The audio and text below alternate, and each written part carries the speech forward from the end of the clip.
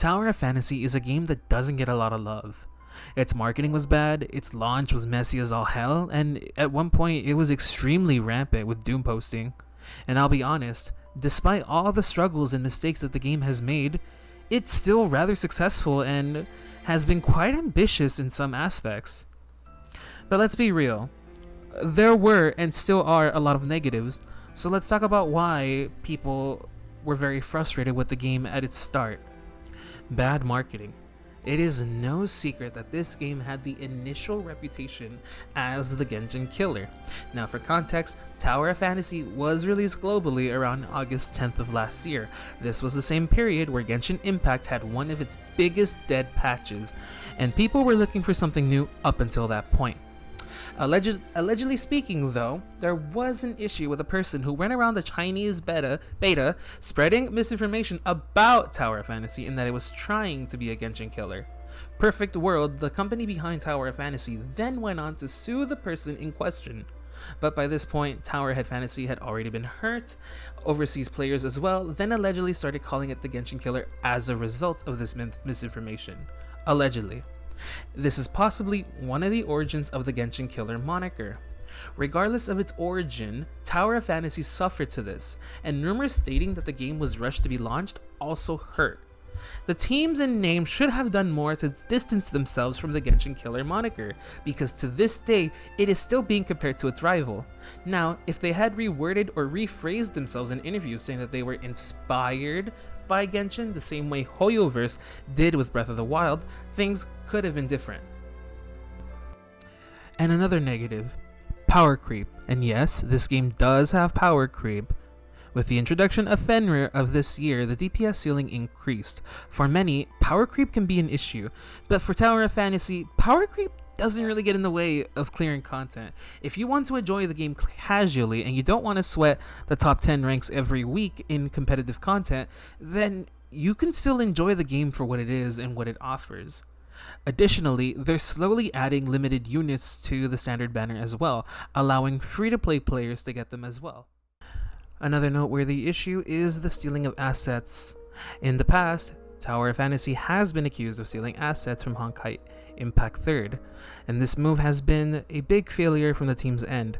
I almost initially didn't want to include this counterpoint because it is easily the hardest thing to justify, and most gaming companies do try to cut corners, but stealing assets is not an ethical way to cut said corners.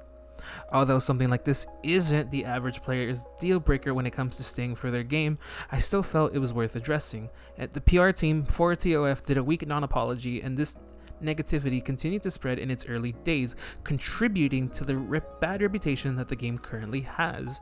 If you wish to avoid the game for that reason, I understand.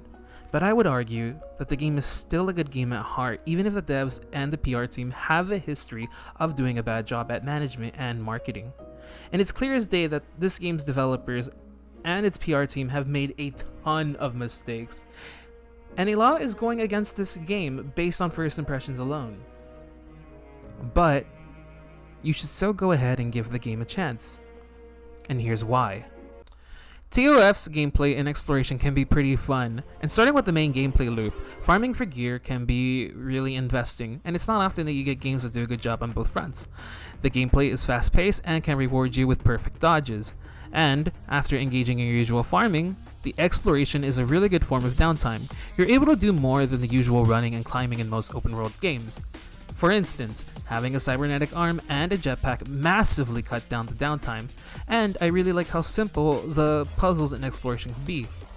And let's not forget, the scenery for all areas of each region are gorgeous as well. Now the co-op experience is also really solid. Matchmaking is instant for most PvE content, so there's not always a need to worry about queue times being long.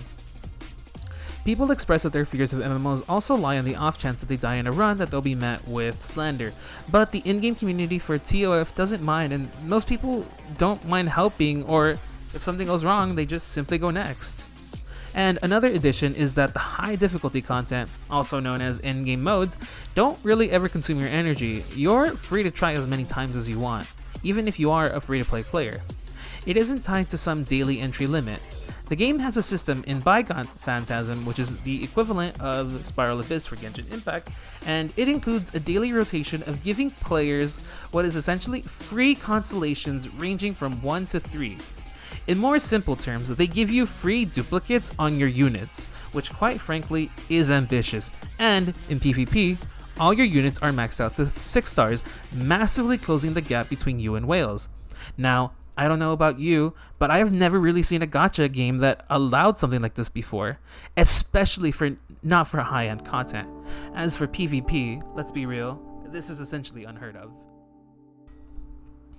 Both the music and the story have improved since its launch days. 1 year later, the Vera region has introduced bangers, and the story has gotten better. And I know for most MMO players, the story tends to take a backseat while serving as EXP fodder to reach the endgame.